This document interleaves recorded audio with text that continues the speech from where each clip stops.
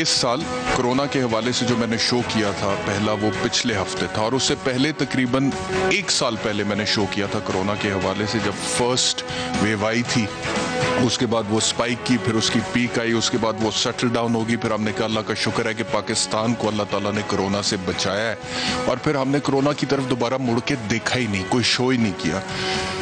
अब जो मैं कहना जा रहा हूँ वो इस वजह से नहीं कह रहा कि मैं कोई सनसनी फैलाना चाहता हूँ, मैं इस वजह से कह रहा हूँ कि अब जो वेव आई है पाकिस्तान में कोरोना की, वो बहुत ज़्यादा लीथल है और वो बहुत तेज़ी से स्प्रेड कर रही है। और थोड़ी देर पहले मैं असद उमर साहब को भी सुन रहा था, तो वो ये कह रहे थे कि ये वाली जो वेव है ये बच्चों में भी बहुत तेज़ी से फैल रही है। अच्छा, मुझे याद पड़ता है कि कुछ अर्सा पहले मैं एक आउटडोर शो करने के लिए राजा बाजार गया शेख रशीद साहब के हल्के में। तो वहाँ पे मैंने एक बंदे से पूछा, उसने ना मास्क पहना हुआ, ना SOP, ना social distancing. I asked him कि भैया आपने मास्क क्यों नहीं पहना?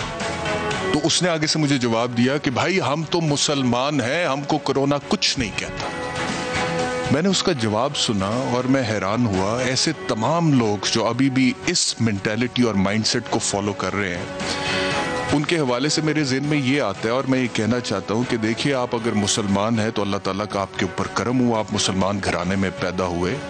लेकिन मुसलमान होना काफ़ी नहीं है, इसमें आपका कोई कमाल नहीं है। कमाल तो अमाल का होता है जो आपने करने हैं, और अमाल हमारे इस वक्त ये है कि आप उस माशरे में रह रहे हैं जहाँ पर हर दिन रिश्वत का बाजार गर्म होता है। आप उस माशरे में रह रहे हैं जहाँ पर यतीम का माल खाया जाता है, यतीम की प्रॉपर्टी पर नाजायज कब्जा किया जाता है, वो बेचारा थाने, पटवार खाने, अदालतों में जाके रुल जाता है, लेकिन उसको इंसाफ नहीं मिलता। आप उस माशरे में रह, पर छोटी बच्चियों के साथ आए दिन रेप के वाकयात होते हैं, और सिर्फ रेप नहीं, बाद में उनको कत्ल कर दिया जाता है ताकि वो रेपिस्ट के खिलाफ जाके गवाही ना दे सके। इस माशरे में आप रह रहे हैं।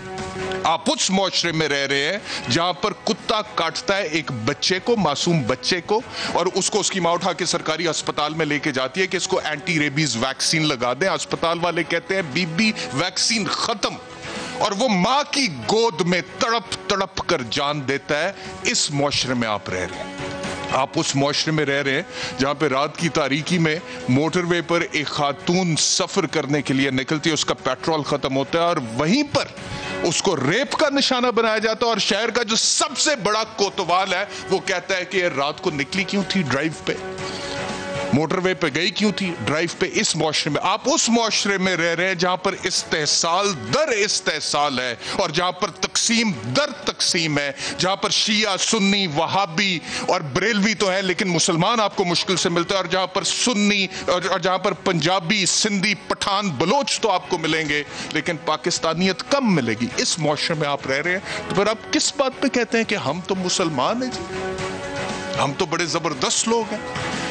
वो इलामा इकबाल ने कहा था ना जी जवाब शिकवा में कि हम तो मायले बाकरम हैं, कोई साइल ही नहीं, राह दिखलाएं किसे राह रवे मंजिल ही नहीं। किस कदर तुम पर गिरा सुबह की बेदारी है, हमसे कब प्यार है, हाँ नींद तुम्हें प्यारी है।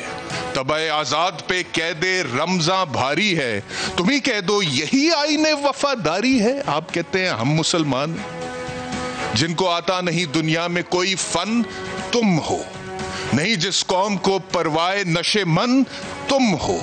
सफाए दहर से बातिल को मिटाया किसने, नू इंसान को गुलामी से छुड़ाया किसने। मेरे काबे को जबीनों से बसाया किसने, मेरे कुरान को सीनों से लगाया किसने। थे तो आबा वो तुम्हारे ही, मगर तुम क्या हो, हाथ पर हाथ धरे मुंतजरे फरदा हो। तुम में हूरों का कोई चाहने वाला ही नहीं, जलवाए तूर तो मौजूद है, मूसा ही नहीं।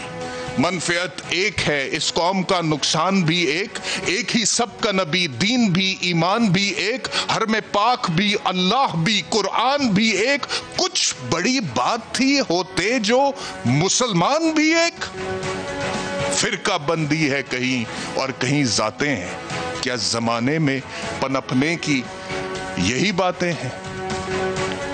ये इलामा इकबाल ने कह दिया था जी। तो इस वजह से आप कहते हैं हम मुसलमान हैं, कोरोना में कुछ नहीं कहेगा, अपने अमाल को देखने पहले। और दूसरी बात, नेक बंदे होते हैं अल्लाह ताला के, और अगर आप नेक भी है तो अल्लाह रब्बुल इज़्ज़त कुरान पाक में फरमाते हैं कि और हम तुम्हें कुछ खौफ और भूख और मालों और जानों और फलों के नुकसान से जरूर आजमाएंगे और सब्र करने वालों को खुशखबरी दे दो। यानी कि अल्लाह के नेक बंदों पर भी आजमाइशें आती हैं, इसलिए मेहरबानी करें, एहतियात करें, प्रिकॉशंस अडॉप्ट करें, SOPs को फॉलो करें, फासला रखें, इज्तमात में ना जाएं, मास्क पहने, और अगर आप उस एज ब्रैकेट में फॉल करते हैं जिसमें आपको वैक्सीन लग सकती है गवर्नमेंट की तरफ से, फौरी तौर पे जाके वैक्सीन लगवाएं। आज प्राइम मिनिस्टर साहब का कोरोना टेस्ट मस्बत आया। All the very best to the prime minister कि वो इस डिजीज के खिलाफ फाइट करें, हमारी दुआएं उनके साथ हैं।